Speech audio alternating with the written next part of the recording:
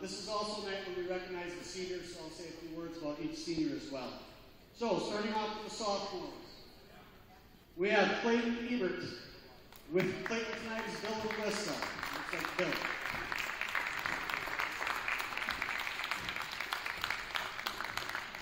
One of our managers, sophomore Carly Lane.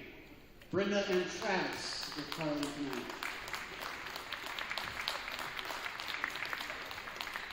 And our last sophomore is Moses Metzger, and he is with Paul and Canada tonight. Starting off with the juniors, we have Oscar Bloom, Naomi and Chris.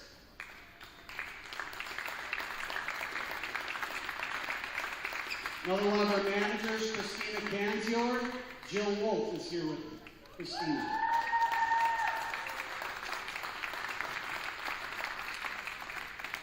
Jack Karst here with Jason and Sandra.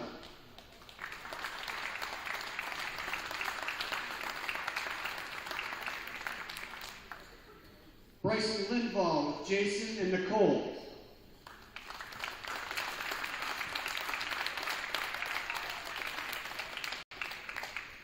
Alec Oberg, Bobby and Kathy.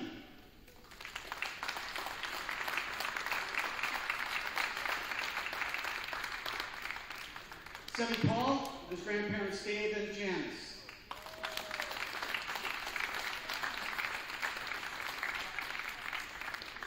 And Alice Toyama, Ken and Sue Stefani.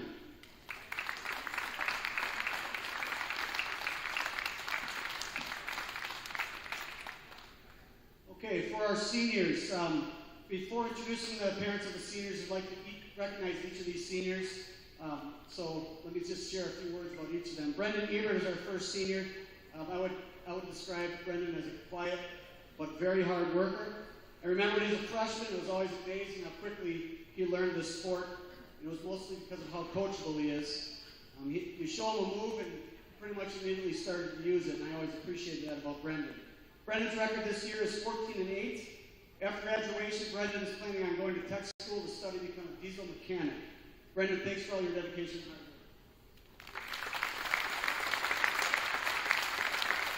Brendan's parents are Bill and Melissa. Next up is Terry Gill. Terry is probably the most unique and interesting athlete I have ever coached, and I think he would admit that as well. Just last week, I had a conversation with him, and I learned two interesting things about him. He likes to shave with a straight razor, and he likes to shop at garage sales, which are not real typical high school activities. However, I really have enjoyed working with him, and I don't know if I know the more hardworking athlete. Terry spent the last 4 years putting his body through very tough, hard work for this sport, and the results speak for themselves. His record so far this season is 18-4. He's been ranked in the rankings pretty much all season. Terry's plans after high school are to go into the workforce as an electrician. Terry, we appreciate all your hard work. Keep up that good work ethic.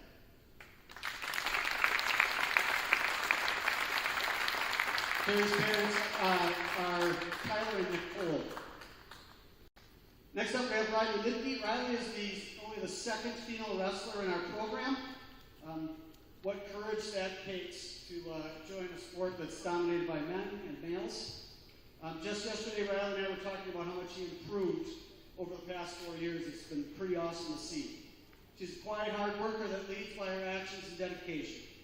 Riley's record so far this season is 13-9.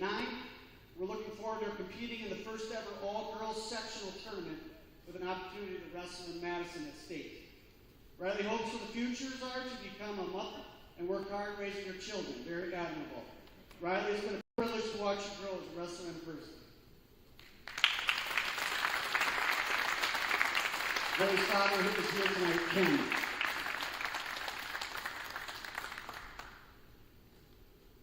And finally, we have our last manager, Grace Schwartz. There are always people in our lives who do a lot of things that we don't even realize, do things behind the scenes, and that person is Grace in our program. She served as a manager for our program for the past 3 years. There's a lot of things that she takes care of that sometimes seem to go unnoticed. Grace, we really appreciate everything you do to help make our program run smoothly. After graduation, Grace plans to go into real estate. Thanks so much, Grace, for all of your help. We appreciate it. Troy and Amy are here with Grace. Let's give a round of applause for all our parents and the wrestlers. Thank you very much for being here.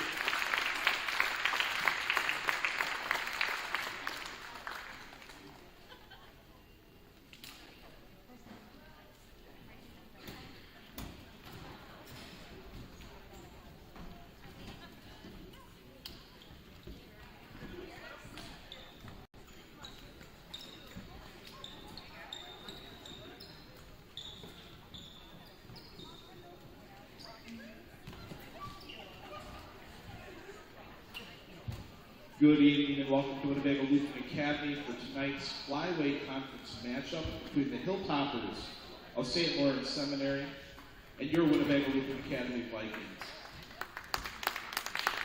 To honor America and those defending our freedom, we ask that those who are able to stand, remove your hats, and place your hand over your heart for the playing of our national anthem.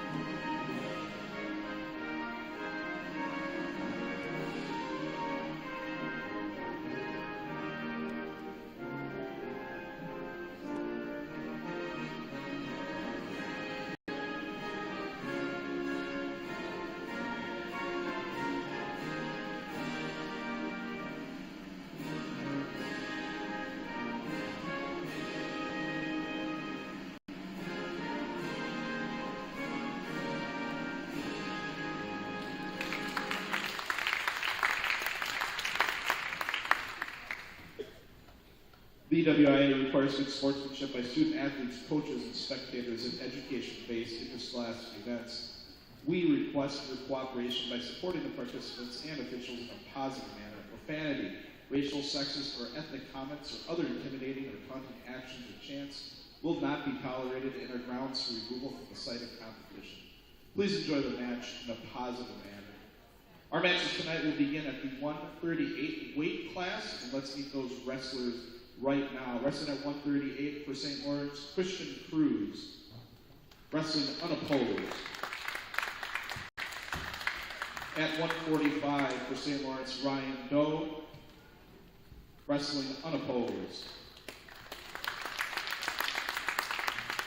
At 152 for St. Lawrence, Daniel Cornejo. Wrestling against Brendan Ebert, WLA. At 160 for St. Lawrence, James O'Neill, wrestling against Jack Karst. At 170, Will Hyan, wrestling against from WA, Moses Metzger.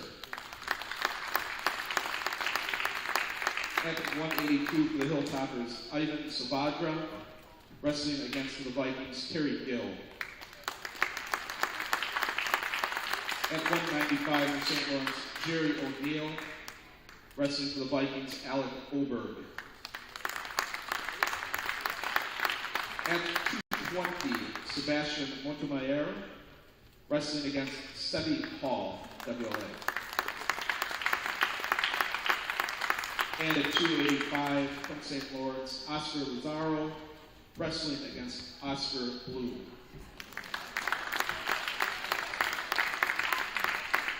At 106, Emmanuel Xavier, wrestling against Alice Koyoma. At 113 for the Hilltoppers, Seamus McCarty, wrestling against Riley Lidke. At 120 for St. Lawrence, Thomas Kim, wrestling unopposed. At 126 for the Hilltoppers, Diego Bejana, wrestling against Bryson Lindvall. And at 132 for the Hilltoppers, Vladimir Perez Medina wrestling against Clayton Ebert. Our athletic trainer for tonight is Tyler Schwartz. Thank you to SSM Health for the training services tonight.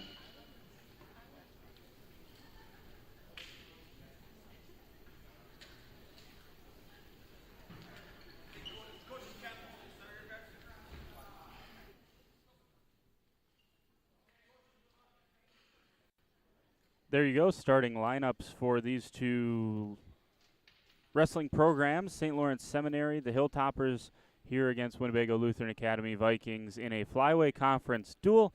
It is Parents' Night and Senior Night here for the Vikings. 4 seniors associated with this program, 113 Riley Lidke, 152 Brendan Ebert, and 182 Terry Gill, and then one of the student managers, Grace Schwartz. Those the 4 seniors for the Vikings. 3 of them will go, the 3 wrestlers will go out to the middle of the mat for the coin toss. And 138 is where we're going to start. We'll get this figured out as we go along. We got the names that were introduced. We'll see if that is how this all shakes out. Obviously, you can sometimes have some movement around how these lineups get announced, and then you have some things that shift around. We're expecting here at 138 a couple of forfeits right away. 138 Christian Cruz, and then 145 Ryan Doe. Those 2 wrestlers for St. Lawrence Seminary expected to get forfeit victories and put the Hilltoppers up 12-0 after back-to-back forfeits. So we'll get confirmation of that in a second, and then we'll start up at 152 with one of the seniors, Brendan Ebert, and he will take on Daniel Cornejo of St. Lawrence Seminary. At least that's what was announced pre-match. Start with Ebert and end with an Ebert tonight, starting at 138 and ending at 132. Clayton Ebert will wrestle at 132 unless we have any changes between now and then. So start with Brendan, the senior, end with Clayton, the sophomore, as we get going here. But there you go, confirmation of the first one. And got the zoomed-in look for the wrestling, and we'll put it back out for the scoreboard, which says 6-0. So once again, 145. Christian Cruz was 138. This is Ryan Doe, and Doe will get a forfeit victory as well. WLA sends no one to the table, and Doe will get his hand raised. There you go. 12-0 up to 152. And here's where we'll actually get our first match. See if Daniel Cornejo is who the Hilltoppers send out. And it should be Brendan Ebert for the Vikings. Brendan listed at 152 and actually getting to wrestle at 152, which has kind of been nice for Brendan this year. Last year had to wrestle up a lot. This year with Moses Metzger, Jack Karst, Terry Gill, and then the additions of Alec Oberg, Sebi Paul, and Oscar Bloom. They've been really good for the Vikings, and specifically for Brendan Ebert,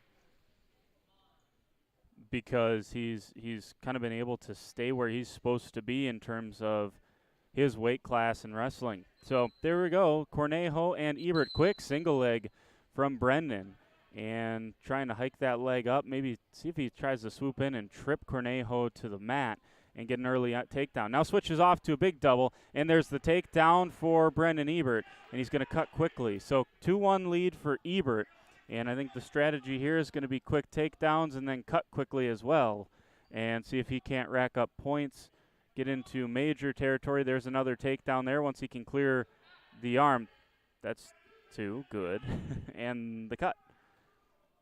Got to really get the takedown here before you make sure you see the 2 in the air before you cut him loose here, because a couple of times Brendan had the takedown and ref hadn't given it to him. So 6-3, 3 takedowns, 3 cuts from Ebert, and he's got another one again. So there's another takedown, 8-3. Now just a minute left in this first period. We'll see when Ebert decides he's going to start to work on top. I would assume late in this first period, Brendan's going to start to actually try to get some control on top and ride this first period out a little bit. He's got a 10-5 lead and trying to work across wrist right now. and now switches off, trying to come through with a cradle. Instead switches back off on top. Kind of a crossbody ride here, and good job by Cornejo to fight against that. Belly back down, 10-4 lead for Ebert. And now kind of trying to work a power half, run him over. Getting back points now, and 17 seconds, short time here for Ebert. And Cornejo's doing a good job keeping the shoulders off the mat to avoid the pin, but Ebert's in tight. There it is. 7 seconds left. Check that, 8 seconds left. And Ebert starts things off with a bang on senior night for the Vikings, getting an early pin. 1 minute, 52 seconds on the fall for Ebert. And the Vikings trail 12-6. Good start for WLA in the matches that they wrestle. And talking to Coach Recker earlier this week, talking to him yesterday, you never really know with St. Lawrence what you're going to get, and you got to be able to win the matches that you actually wrestle against the Hilltoppers. And a good start there, bonus point victory. The Vikings going to give up 3 weight classes here, so giving up 18 points. Got to make it up. Here's Jack Karst, and he wrestles James O'Neill up at 160, and a shot in from O'Neill, defended well from Karst. He got his legs back. Good defense there by Jack. Jack's a junior for the Vikings, and catches that shot from O'Neill, and a quick takedown for Karst. Karst going to work on top, got that left ankle, check that right ankle, and trying to get control of that and stack up O'Neill. Not able to do so yet. Kind of has that arm out in a chicken wing right now. And Neal bases back up to his feet. Karst gains control once again, bellies him back out. Karst doing a nice job working on top. 1 minute, 20 seconds left in this first period.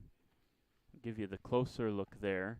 And Jack continues to ride on top, going back down. I don't know if he's trying to get onto, no, he's just kind of got a little bit of a hug there from the back and able to swing O'Neill around. He's got 2 back points. He's moved on to a new rule, or a new position here. He should get the 2 points. There it is. 4-0 lead for Jack Karst.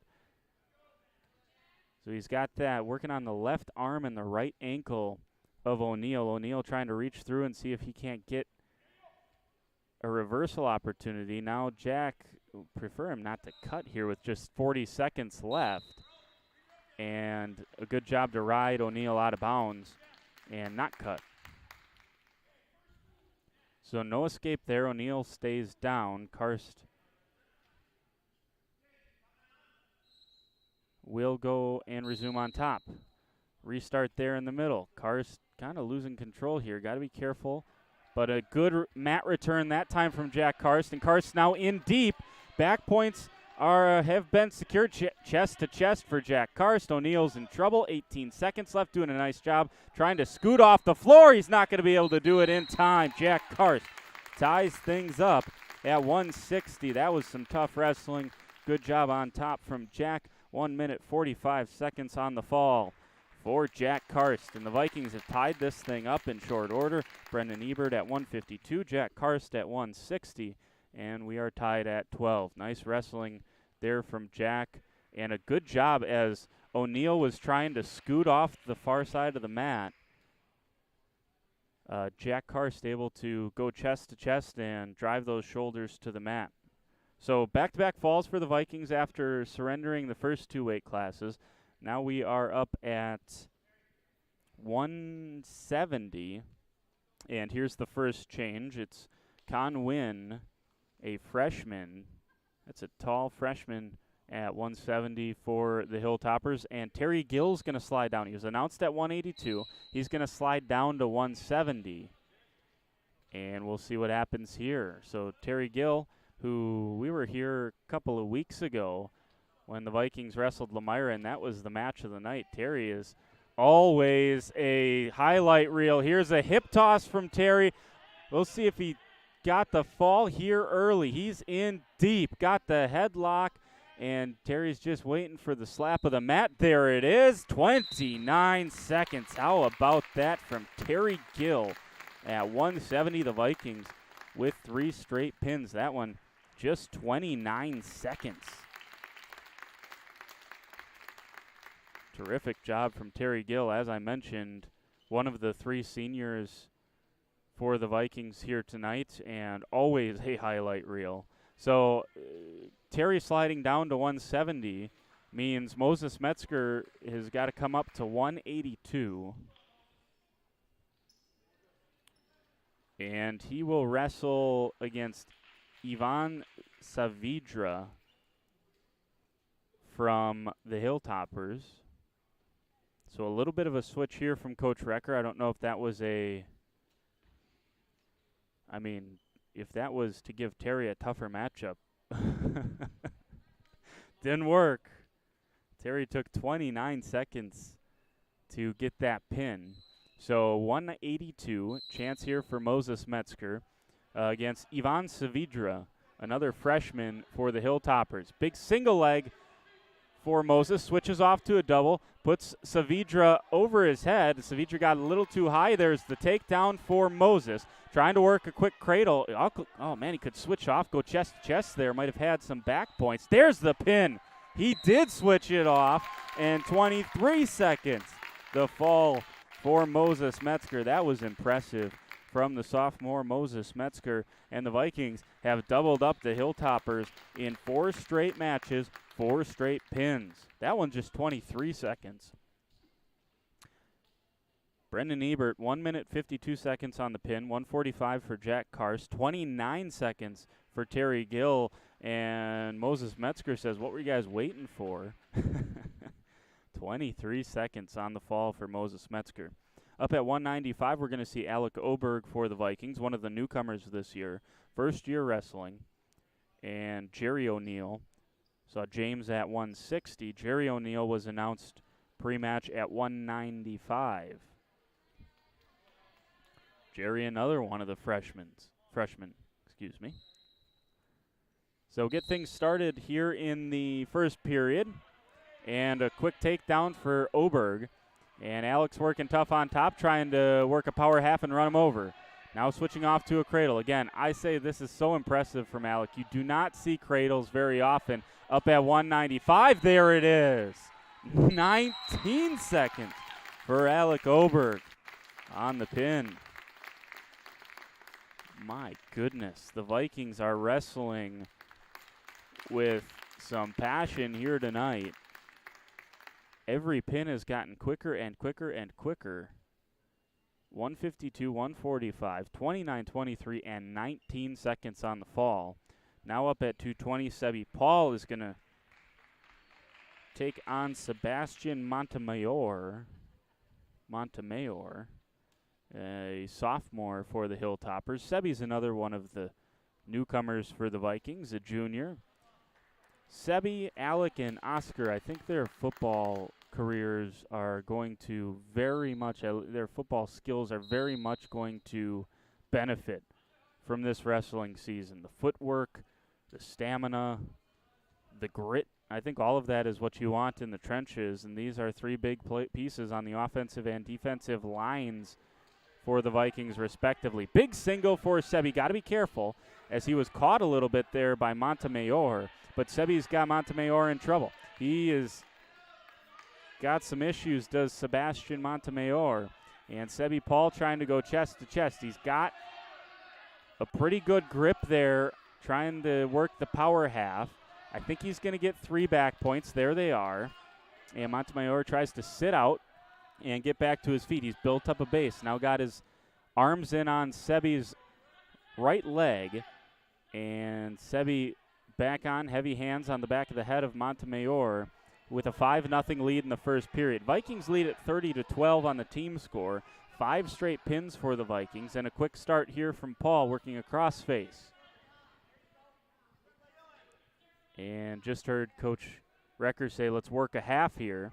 And Sebi's going to try to do that with the left shoulder of Montemayor, see if he can run him over. And now Montemayor's kind of overcompensated. Can Sebi lock up a cradle? He just about had the cradle. Did Sebi Paul. Man, you can hear Coach Ryan Jacobs, who does a great job with some of these higher weight classes for the Vikings. Logan Nygaard, kind of the middleweight and the lower weights, and Ryan Jacobs does a terrific job with the heavyweights. Seby's chest to chest here. Can he finish it out? It's very, very close. Montemayor's got 14 seconds left. Seby's got short time. Gotta be able to drive that right shoulder back, right shoulder back to the mat. Not able to do so. Oh, he's close again, but saved by the horn was Sebastian Montemayor. 3 more near fall points for Seby Paul. And Seby's going to go into the second period leading this one 8-0. And I think Seby's going to go on top. I believe that was Seby's choice.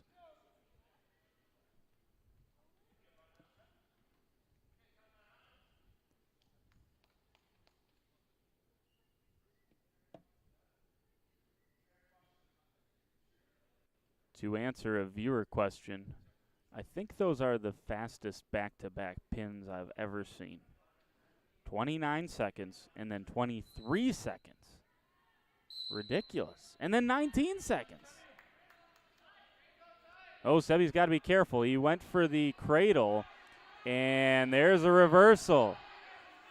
Got a little bit off the technique there, did Seby Paul, and base is back up. I think Seby's going to be able to survive that just because he has a big size advantage here over Montemayor. But right there is a concern for Seby. He's able to escape, get the escape point 9-2.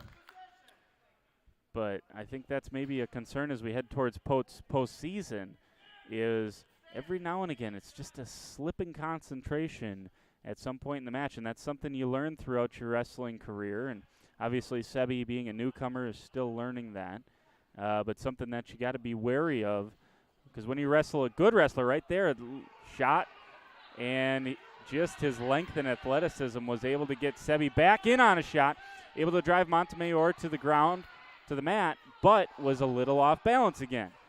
There's the takedown for Seby, 11-2. He's into major decision territory. Working a crossface right now. Heavy hands on the back of Montemayor's neck, and now switching off to a half. Trying to work the power half, run him over. Seby's done a nice job with this a couple of times. Oh, nothing doing here. Montemayor is wrestling tough for the Hilltoppers. We have seen all bonus point victories. 2 forfeits for the Vikings, and then 2 forfeits for the Hilltoppers, pardon me, and then 5 straight pins for the Vikings. And if you add them all up, maybe you get to 6 minutes. I don't think you do. So Seby's got Montemayor onto his back. Going to get all 3 near fall. Got it too late on in that second period, and Seby's going to have to go to the third. Looks a little bit winded, and it's going to be Montemayor's decision. He's going to go down. Interesting.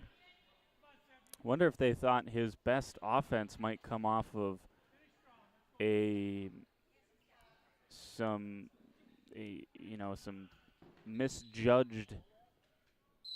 If Seby makes a mistake here and puts himself in a tough position, perhaps maybe that's the thinking, because Seby is dominated on top, except for that one mistake he made. He got a little too high and almost ended up in trouble on his back. Here's a cradle locked up for Seby. He's got the 3. Well, he does not have the 3 near fall.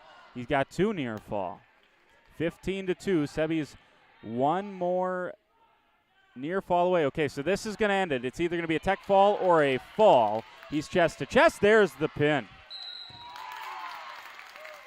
4 minutes and 34 seconds for Seby Paul. That seemed like an eternity compared to the last 5 matches that we've had in this duel, but the Vikings lead at 36-12. 4 minutes and 34 seconds on the pin. Oscar Bloom, another of the 3 new juniors, comes up here at heavy duty, and he will take on, I believe it is Michael Velasquez. Jerry Escamillo is the other that could have wrestled up at heavyweight. I apologize, when they announced the starting lineups, I couldn't make out what PA said on that one. So I believe it's Velasquez, but it could be Escamilla. Escamilla is a junior. Escamilla is a sophomore. Velasquez is a junior. Big double from Oscar Bloom, but he drives the St. Lawrence wrestler off the near side of the mat. That was a big shot from Oscar Bloom. So heavy hands here early for Oscar. And he's got a couple of, he had an over-under there. Now he's got 2 unders punched in. Good job by the St. Lawrence wrestler to keep his distance from from Oscar Bloom. Oscar's made some huge strides here throughout the year for the Vikings. Just hand fighting for now. Oscar with the high hands. It's Oscar now, not Sebi. Got a report from down in Lamira. 10-9 early in that one. The boys basketball team playing the Lamira Lions in a Flyway Conference tilt. Sure you can probably find that one on the Lamira School Activities YouTube account. I would assume you could. Put that somewhere and find a place to... Oh, there's a tackle from Oscar. That's out the side of the mat. Oscar popped up, and I think he saw an opposing tight end to tackle right there. Came flying across the mat. So 2-1 after Escamilla or Velasquez got the escape, and Oscar's got to be careful. Oh, tried to trip there and kind of tripped himself. Got to be careful near side of the mat, and he's off the mat. And 14.8 seconds left in the first period. And the St. Lawrence wrestler apologized for stopping there. He said he didn't want to hurt Oscar. He was too close to the sideline. 36-12 on the team scoreboard. And Oscar Bloom up 2-1. This is going to do it for the first period.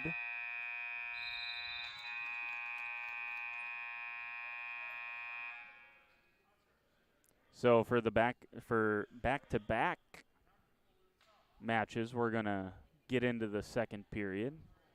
Sebi had to go all the way to the third period, 4 minutes and 34 seconds on his pin. And Oscar's going to start here on top, working against his opponent at heavyweight. Started at 138. We'll have 106 coming up next. Emmanuel Xavier and Alice Toyama from the Vikings. Xavier for the Hilltoppers.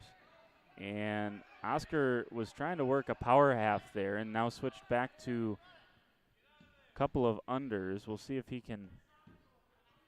This is a much better matchup in terms of size and weight than we just had at 220. Now Oscar's got the power half. Can he run him over? Now he's going to switch off.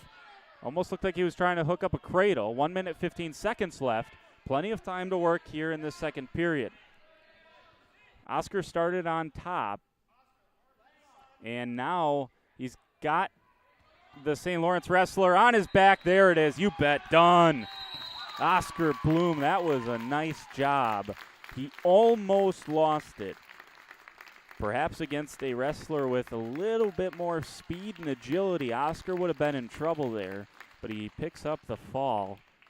And got to be careful on some of those that can turn into, if you lose control like Oscar did there, sometimes you can find yourself in trouble, and then all of a sudden you've dominated the whole match and you get pinned. Not that time. Emmanuel Xavier, a freshman for the Hilltoppers, will trot out and face Alice Toyama, a junior for the Vikings. Alice Toyama, excuse me. Handshake there, 2 minutes on the clock, first period. Let's get wrestling. This is where the pace usually starts to sticking up, although, I mean, how can you argue with the pace we saw there in the first half of that match? Quick takedown for Xavier.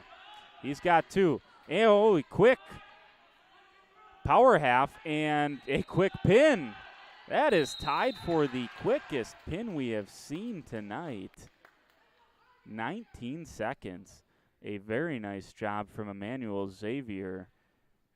And the team score now goes to 42-18 after a 19-second pin for Xavier. And Toyama has come a long way as well. I don't know how much wrestling she's done in her life, but early on really took some lumps early on, and since then has wrestled much better. So this is kind of an anomaly compared to some of her recent performances. Seamus McCarthy will wrestle Riley Lidke, and Riley is the final of the seniors you're going to see tonight. And just hearing, and you heard it before the match began, before the duel began, Coach Recker talking about his seniors, and Riley is someone who, you got to have a little courage to be able to do what she did and enter a male-dominated sport. And the growth of female wrestling, I spent some time down in Oklahoma, and down there's several colleges that have very, very good women's wrestling programs. They have a very, very good and prestigious state tournament for high school girls. Here, Riley Lidke has a chance to potentially get some back points. She's got the takedown, working the headlock, and is chest-to-chest right now with McCarthy, trying to drive him back to the mat, and he is close. A couple of the wrestlers on the Viking bench say, slap that mat. There you go. Riley Lidke on senior night, able to extend this one in just 38 seconds. She gets it done. Riley Lidke with the fall. But getting back to what I was saying, it does take some courage in a program that does not have the tradition of being a women's wrestling or a girls wrestling program, and WLA certainly does not have that. But to have a couple of girls on their roster this year is certainly encouraging. And how about that from Riley Lidke, a 38-second pin to pick up another win on the season. So we are up at 120 now, or 126 now. Excuse me, I just missed the forfeit win for Thomas Kim. Thomas Kim makes this 48-24 with the forfeit victory. So 3 forfeits. The Vikings knew they were giving up 18 points on that, and then they just had a pin at 106, did the Hilltoppers. A quick shot here. This is Diego Bahina. And Diego shot in quickly on Bryson Linval, and Bryson's got to be careful. Bryson shot right back, got the left leg, and now switching off to a double, and a quick takedown for Bryson Linval. So 2-0 for Bryson, trying to hook up a cradle. And he had to be careful there early on. I don't think he was ready for how quick Bahina was going to start this match off today. And Bryson's right near the edge of the mat, and they're going to go off the edge of the mat. And Bryson will remain on top. He was close to putting that arm bar on the back of Diego Bahina and running him over. So minute 21 to go here in the first period. 48-24 team score. 2-0 score for Bryson, and he's going to get reversed here if he Bahina's got to clear that leg out of the right hand of Linval, and Bryson's hanging on for dear life right now. Now switches off, built up a base, but gave up the reversal.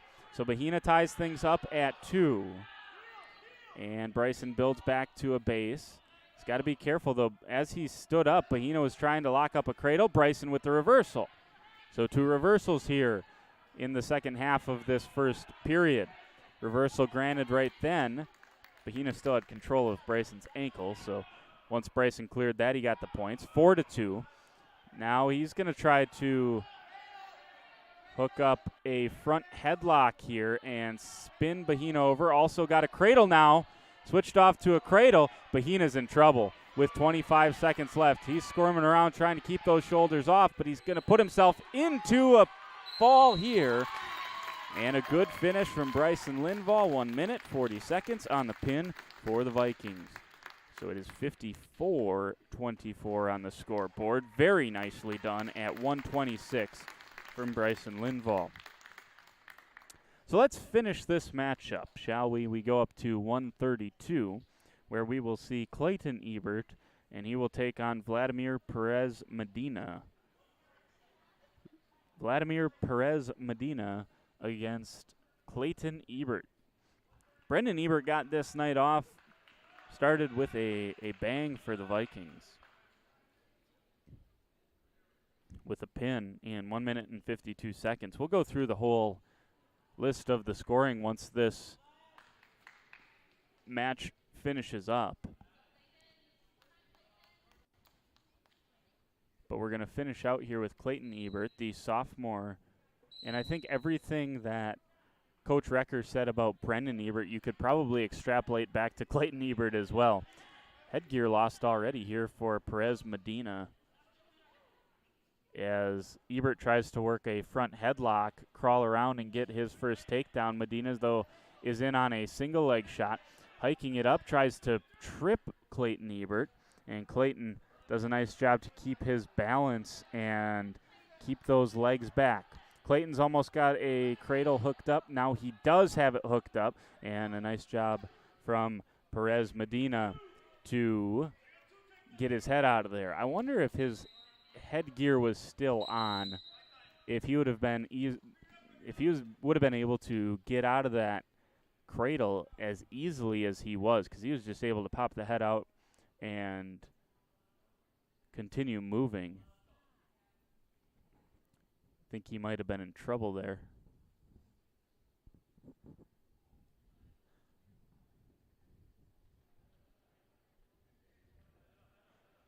So they got that situated, and they'll start things back up in the center with Clayton Ebert working on top. 1 minute and 15 seconds left in this first period. Near edge of that mat, and a good job here by Clayton. He's trying to work around to the other side and push Perez Medina back onto the middle of the mat. Not able to do so, but right there is, like we talked about it the last time, if you were watching the Elmira match, or duel, excuse me.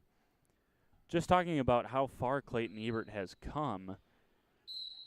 He's just kind of a raw, lanky, athletic kid early on last year, and now you can see the wrestling savvy start to kick in. When he gets to the edge of the mat, he tries to turn back in.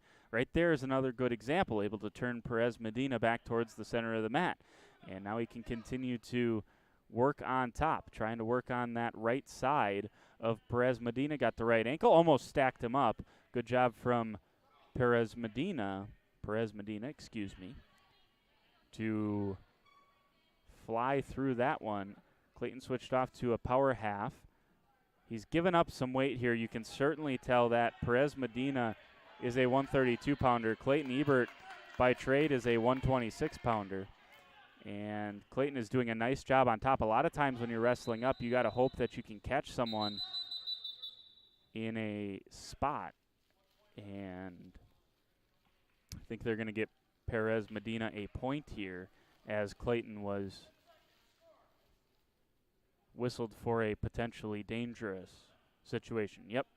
So 1 point to Perez Medina, as Clayton got a little bit out of position, and that's unfortunate at the end of the first period. Oh, he's going to get some back points here. 4, 3, 2, 1, and saved by the bell is Perez Medina. Clayton Ebert almost spun him to his back and got a fall at the end of that first period, but instead he takes a 5-1 lead into the second.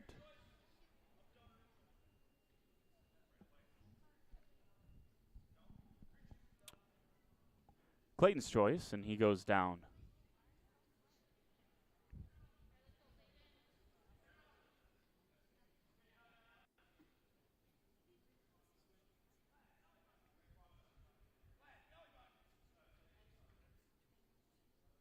Caution here on Perez Medina. Vladimir is a junior for the Hilltoppers. Clayton a sophomore for the Vikings. And Perez Medina, well, got a little high there. Good job to reposition and reset a little lower. He's high again.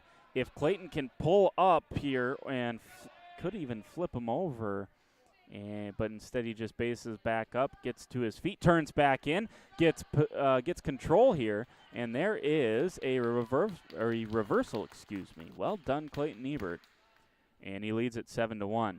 Clayton's working from on top, trying to spin over, get more back points against Vladimir Perez Medina here in the final bout of this duel. The Vikings lead at 54-24, a flurry of pins. The Vikings have not, in fact, every match we have seen tonight from either side has been either a forfeit or a pin. And they're going to stop them, and another potentially dangerous whistled on Ebert. So another point for Perez Medina.